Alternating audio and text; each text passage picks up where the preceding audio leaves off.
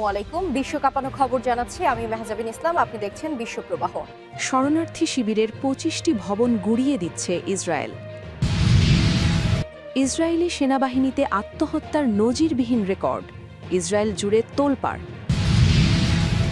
৩ ঘণ্টায় ইউক্রেনের ১১১টি ড্রোন ভূপাতিতের দাবি রাশিয়ার। পশ্চিম তীর শান্ত রাখতে নেতানিয়াহুকে বার্তা ট্রাম্পের। পবিত্র কোরআন হাতে শপথ নিতে চলেছেন জোহরান মামদানি। ভারতীয় কূটনীতিক ও জামায়াত আমিরের গোপন বৈঠকের খবর। এতক্ষণ শুনলেন সংবাদের শিরোনাম। এবার চলুন দেখে নিই প্রতিটি সংবাদের বিস্তারিত। শরণার্থী শিবিরের ২৫টি ভবন গুঁড়িয়ে দিচ্ছে ইসরায়েল। অধিকৃত পশ্চিম তীরের উত্তরাঞ্চলের একটি শরণার্থী শিবিরের ২৫টি ভবন ভাঙার কার্যক্রম শুরু করেছে ইসরায়েলি সেনাবাহিনী। দেশটির সেনাবাহিনীর দাবি, ওই এলাকায় সশস্ত্র ফিলিস্তিনি গোষ্ঠীগুলোর তৎপরতা দমন করতে এই অভিযান চালানো হচ্ছে। এসব ভবনে প্রায় ১০০টি ফিলিস্তিনি পরিবার বসবাস করত। বুধবার ভোরে ইসরায়েলি সেনাবাহিনী বুলডোজার ও ক্রেন দিয়ে ভবনগুলো ভাঙার শুরু করে। এ সময় আকাশে ধুলার ঘন মেঘ ছড়িয়ে পড়ে। অসহায়ভাবে বহু বাসিন্দাকে দূর থেকে নিজ ঘর ভাঙার দৃশ্য দেখতে দেখা গেছে। ইসরায়েলি সেনাবাহিনী জানিয়েছে, উত্তর সামারিয়ার নূর শামস এলাকায় সন্ত্রাসবিরোধী অভিযান চলছে। কেন্দ্রীয় কমান্ডের প্রধান মেজর জেনারেল আভি ব্লুথ জরুরি সামরিক প্রয়োজনে স্থাপনাগুলো ভাঙার নির্দেশ দিয়েছেন। তাদের দাবি, ওই ঘনবসতিপূর্ণ এলাকায় সশস্ত্র গোষ্ঠীগুলো তাদের কার্যক্রম পরিচালনা করছে, যা ইসরায়েলি সেনাদের জন্য অত্যন্ত ঝুঁকির। এর আগে চলতি বছরের শুরুতে ইসরায়েল নূর শামস, তুলকারেম ও জেনিন শরণার্থী শিবিরে সশস্ত্র গোষ্ঠী নির্মূলের লক্ষ্য নিয়ে বড় ধরনের সামরিক অভিযান শুরু করে। সেনাবাহিনী জানায়, অভিযানের ১ বছর পরও এসব এলাকা থেকে অস্ত্র, গোলাবারুদ ও বিস্ফোরক উদ্ধার করা হচ্ছে। ডিসেম্বরের শুরুতে ধ্বংসের আশঙ্কায় থাকা ভবনগুলোর বাসিন্দারা ঘরের মালামাল সরিয়ে নেন। অনেকেই জানান, তাদের যাওয়ার মতো কোনো বিকল্প জায়গা নেই। বিশ্লেষকদের মতে, ঘনবসতিপূর্ণ শরণার্থী শিবিরে সামরিক যান চলাচল সহজ করতেই ভবন ভাঙার এই কৌশল নিয়েছে ইসরায়েল। প্রসঙ্গত, ১৯৬৭ সাল থেকে পশ্চিম তীর দখল করে রেখেছে ইসরায়েল। ১৯৪৮ সালে রাষ্ট্রটি প্রতিষ্ঠার পর বাস্তুচ্যুত ফিলিস্তিনিদের জন্য নূর শামস সহ এসব শরণার্থী শিবির গড়ে ওঠে। সময়ের সাথে সাথে এগুলো ঘন জনবসতিতে পরিণত হয়েছে। ইসরায়েলি সেনাবাহিনীতে আত্মহত্যার নজিরবিহীন রেকর্ড। ইহুদিবাদী ইসরায়েলের সেনাবাহিনী ২০২৫ সালের প্রতিবেদনে ২১টি আত্মহত্যার ঘটনা এবং ১৫১ জন ইসরায়েলি সেনা নিহত হওয়ার তথ্য প্রকাশ করেছে, যা গত ১৫ বছরের মধ্যে আত্মহত্যার সর্বোচ্চ হার হিসেবে বিবেচিত হচ্ছে। পার্স টুডের প্রতিবেদনে বলা হয়েছে, ইহুদিবাদী রাষ্ট্রের সেনাবাহিনী তাদের বহু সেনার আত্মহত্যার কথা স্বীকার করে ২০২৫ সালের হতাহতের সংক্ষিপ্ত পরিসংখ্যান প্রকাশ করেছে। ইসরায়েলি সেনাবাহিনী মঙ্গলবার ৩০ ডিসেম্বর হতাহতের সংক্ষিপ্ত প্রকাশ করেছে। এই প্রতিবেদনে আত্মহত্যাজনিত মৃত্যুর সংখ্যা অন্যান্য সব কারণের তুলনায় বেশি মনোযোগ কেড়েছে।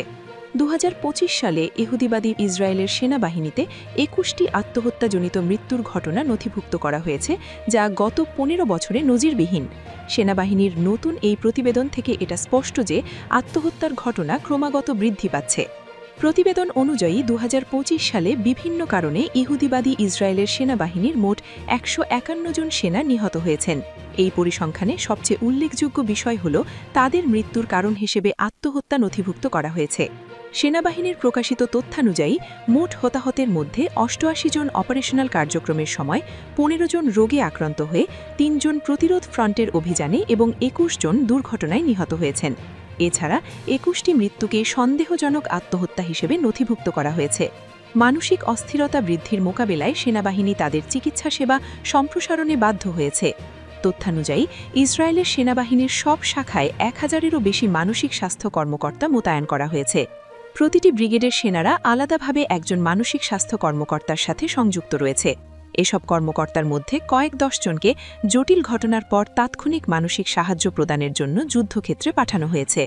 ইহুদিবাদী ইসরায়েলের সেনাবাহিনী জনমত নিয়ন্ত্রণের উদ্দেশ্যে বরাবরই তাদের হতাহতের তথ্য সেন্সর করে, তবে তা সত্ত্বেও তারা বিশেষ করে আত্মহত্যাজনিত সেনা মৃত্যুর ক্রমবর্ধমান হার অস্বীকার করতে পারেনি।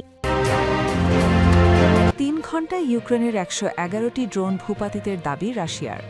মাত্র ৩ ঘণ্টার মধ্যে ইউক্রেনের ১১১টি ড্রোন ভূপাতিত করা হয়েছে বলে দাবি করেছে রুশ আকাশ প্রতিরক্ষা ব্যবস্থা। এর মধ্যে মস্কোর আকাশেই ধ্বংস করা হয়েছে 8টি ড্রোন। রুশ প্রতিরক্ষা মন্ত্রণালয় এ তথ্য জানিয়েছে। প্রতিরক্ষা মন্ত্রণালয় জানিয়েছে তাদের আকাশ প্রতিরক্ষা ব্যবস্থা 3 ঘণ্টার মধ্যে 6টি অঞ্চলের আকাশে 111টি ইউক্রেনীয় ড্রোন শনাক্ত করে ভূপাতিত করেছে। এর মধ্যে মস্কোর আকাশেই ধ্বংস করা হয়েছে 8টি ড্রোন। মস্কোর মেয়র সের্গেই সোবিয়ানিন জানান, পরে আরও 11টি ড্রোন শহরের দিকে আসার পথে গুলি করে নামানো হয়েছে। এদিকে রাশিয়ার বেসামরিক বিমান চলাচল নিয়ন্ত্রক সংস্থা রোসাভিয়াতসিয়া জানিয়েছে, নিরাপত্তাজনিত কারণে মস্কোর ভনুকোভো ও সেরেমেতিয়েভো বিমানবন্দরের আকাশ সীমায় সাময়িক বিধিনিষেধ আরোপ করা হয়েছে। এদিকে শান্তি চুক্তি চূড়ান্ত করার জন্য মার্কিন প্রেসিডেন্ট ডোনাল্ড ট্রাম্প ও ইউক্রেনের প্রেসিডেন্ট ভলোদিমির জেলেন্সকির মধ্যে বৈঠকের আগের রাতে রাজধানী কিয়েভে ড্রোন ও ক্ষেপণাস্ত্র হামলা চালিয়েছে রাশিয়া। এতে অন্তত 2 জন নিহত হয়েছেন। সেই সঙ্গে শহরের প্রায় 1/3 এলাকায় বিদ্যুৎ সরবরাহ বন্ধ হয়ে গেছে বলে জানিয়েছে কর্তৃপক্ষ। ভোর থেকে প্রায় 10 ঘণ্টা জুড়ে কিয়েভে বিমান হামলার সতর্কতা জারি ছিল। এ সময় রাশিয়ার ব্যালিস্টিক ক্ষেপণাস্ত্র ও ড্রোন হামলায় পুরো শহর কেঁপে ওঠে। কিয়েভের ডোনিপ্রভস্কি জেলায় 71 বছর বয়সী এক ব্যক্তি নিহত হন এবং পাশের শহর বিল্লা সেরখভায় আরও একজন প্রাণ হারান বলে কর্মকর্তারা জানান। কিয়েভে অন্তত 32 জন আহত হয়েছেন বলে জানিয়েছে কিয়েভ পুলিশ। ইউক্রেনের প্রেসিডেন্ট ভলোদিমির জেলেন্সকি বলেছেন, হামলার সময় প্রায় 500টি ড্রোন এবং 40টি ক্ষেপণাস্ত্র দিয়ে জ্বালানি অবকাঠামো ও বেসামরিক স্থাপনা লক্ষ্য করে আঘাত হানা হয়েছে। জ্বালানি কোম্পানি ডিটিএইচইকে সামাজিক যোগাযোগ মাধ্যমে জানায়, হামলার ফলে কিয়েভ ও আশেপাশের এলাকায় 10 লাখেরও বেশি ঘরে বিদ্যুৎ সংযোগ বিচ্ছিন্ন হয়ে গেছে। ইউক্রেনের পররাষ্ট্রমন্ত্রী আন্দ্রি সিবিহা বলেন, রাজধানীর প্রায় 1/3 এলাকায় কোনো তাপ সরবরাহ নেই, যখন তাপমাত্রা 0 ডিগ্রি সেলসিয়াসের কাছাকাছি অবস্থান করছে। পশ্চিম তীর শান্ত রাখতে নেতানিয়াহুকে বার্তা ট্রাম্পের। অধিকৃত পশ্চিম তীর নিয়ে ইসরায়েলকে তার নীতি পরিবর্তন করার আহ্বান জানিয়েছেন যুক্তরাষ্ট্রের প্রেসিডেন্ট ডোনাল্ড ট্রাম্প ও তার শীর্ষ উপদেষ্টারা। যুক্তরাষ্ট্রের 2টি সূত্রের বাড়াতে জানিয়েছে দেশটির সংবাদ মাধ্যম অ্যাক্সিয়াস। পশ্চিম তীরে প্রায় 27 লক্ষ ফিলিস্তিনি বসবাস করছে। ভবিষ্যতে স্বাধীন ফিলিস্তিনি রাষ্ট্র গঠনের পরিকল্পনায় অঞ্চলটি সবচেয়ে গুরুত্বপূর্ণ হিসেবে বিবেচিত। মার্কিন প্রশাসনের আশঙ্কা, পশ্চিম তীরে সহিংসতা বাড়লে গাজায় শান্তি চুক্তি বাস্তবায়নের প্রচেষ্টা ব্যাহত হবে। একই সঙ্গে ট্রাম্পের মেয়াদের মধ্যে আব্রাহাম চুক্তির পরিধি সম্প্রসারণও ঝুঁকিতে পড়তে পারে। সূত্রগুলো জানায়, গত রবিবার ইসরায়েলের প্রধানমন্ত্রী নেতানিয়াহুর সঙ্গে সর্বশেষ বৈঠকে পশ্চিম তীরের বর্তমান পরিস্থিতি নিয়ে উদ্বেগ প্রকাশ করেন ট্রাম্প। নেতানিয়াহুকে উস্কানিমূলক পদক্ষেপ এড়িয়ে পরিস্থিতি শান্ত রাখতে আহ্বান জানান। আলোচনায় ফিলিস্তিনি বেসামরিক সাধারণ নাগরিকদের ওপর সহিংসতা, ফিলিস্তিনি কর্তৃপক্ষের আর্থিক অস্থিতিশীলতা ও ইসরায়েলি বসতি সম্প্রসারণের বিষয়গুলো তুলে ধরা হয়। মার্কিন পক্ষের বার্তা ছিল, পশ্চিম তীরের নীতিতে পরিবর্তন আনা জরুরি, কেননা ইউরোপীয় দেশগুলোর সঙ্গে ইসরায়েলের সম্পর্ক মেরামত এবং ভবিষ্যতে আব্রাহাম চুক্তি সম্প্রসারণের জন্য এটি অত্যন্ত গুরুত্বপূর্ণ। সূত্রটি জানায়, বৈঠকে নেতানিয়াহু বসতি স্থাপনকারীদের সহিংসতার বিরুদ্ধে কঠোর অবস্থান ব্যক্ত করেন। এ বিষয়ে আরও কার্যকর পদক্ষেপ নেওয়ার আশ্বাস দিয়েছেন। তবে ট্রাম্পের এই বার্তার পরেও পশ্চিম তীরে ধ্বংসযজ্ঞ চালিয়ে যাচ্ছে ইসরায়েল। বুধবার উত্তরাঞ্চলের একটি শরণার্থী শিবিরের 25টি ভবন ভাঙার কার্যক্রম শুরু করেছে দেশটির সেনাবাহিনী। তাদের দাবি, ওই এলাকায় সশস্ত্র ফিলিস্তিনি গোষ্ঠীগুলোর তৎপরতা দমন করতে এই অভিযান চালানো হচ্ছে। 1967 সাল থেকে পশ্চিম তীর দখল করে রেখেছে ইসরায়েল। 1948 সালে রাষ্ট্রটি প্রতিষ্ঠার পর বাস্তুচ্যুত ফিলিস্তিনিদের জন্য নূর শামস সহ এসব শরণার্থী শিবির গড়ে ওঠে। সময়ের সাথে সাথে এগুলো ঘন জনবসতিতে পরিণত হয়েছে। পবিত্র কোরআন হাতে শপথ নিতে চলেছেন জোহরান মামদানি। এক বিশেষ অনুষ্ঠানে পবিত্র কোরআনের কয়েক শতাব্দী প্রাচীন একটি কপি হাতে নিয়ে শপথ নিতে যাচ্ছেন নিউ ইয়র্ক সিটির নবনির্বাচিত মেয়র।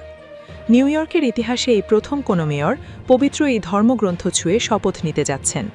জোহরানের এই শপথ গ্রহণ একই সঙ্গে শহরটির জন্য আরও কিছু ঐতিহাসিক মুহূর্তের সাক্ষী হয়ে দাঁড়াচ্ছে। 34 বছর বয়সী এই ডেমোক্র্যাট সিটি হলের নিচের একটি পরিত্যক্ত সাবওয়ে স্টেশনে শপথ নেবেন। ওই সময় থেকে তিনি হবেন নিউ ইয়র্কের ইতিহাসে প্রথম মুসলিম, প্রথম দক্ষিণ এশীয় এবং আফ্রিকা বংশোদ্ভূত প্রথম মেয়র। যুক্তরাষ্ট্রের সবচেয়ে জনবহুল এই শহরে মুসলিম জনগোষ্ঠীর দীর্ঘদিনের প্রাণবন্ত উপস্থিতিরই প্রতিফলন পবিত্র কোরআন হাতে মেয়রের শপথসহ এই মাইল ফলকগুলো। স্বামী জোহরানের শপথ গ্রহণের জন্য পবিত্র কোরআনের বহু পুরানো কপিটি নির্বাচনে রমা ডুয়াজিকে সহায়তা করেছেন একজন গবেষক। নিউ ইয়র্কের অন্যান্য মেয়রদের প্রায় সবাই পবিত্র বাইবেল হাতে নিয়ে শপথ নিয়েছেন। তবে ফেডারাল স্টেট বা সিটির সংবিধানের বাধ্যবাধকতায় শপথের জন্য কোনো নির্দিষ্ট ধর্মগ্রন্থ ব্যবহার করার প্রয়োজন নেই। নির্বাচনী প্রচারে জীবনযাত্রার ব্যয় কমানোর বিষয়টিতে জোর দিলেও জোহরান মামদানি নিজের মুসলিম পরিচয় নিয়ে সব সময় সোচ্চার ছিলেন। 5টি বড়র বিভিন্ন মসজিদে নিয়মিত যাতায়াতের মাধ্যমে তিনি একটি শক্তিশালী জনসমর্থন তৈরি করেন, যার বড় অংশই প্রথমবারের মতো ভোট দেওয়া দক্ষিণ এশীয় ও মুসলিম ভোটার। ভারতীয় ডিপ্লোম্যাট ও জামায়াত আমিরের গোপন বৈঠকের খবর।